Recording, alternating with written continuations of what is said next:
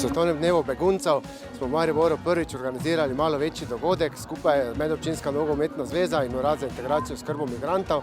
Veseli smo, da se je tukaj pridružil tudi Olimpijski komite, ki ima izziv za mlade v okviru OFEM-a in tudi sedaj nekje okrog 5. ure bomo skupaj stekli z baklo, vsi udeleženci, tako da mislim, da bo kar dogodek veličasten. In mislim, da bo ta dogodek ostal vsem v dobrem spominu in bo tudi nekje postal tradicionalen tukaj v Mariboru.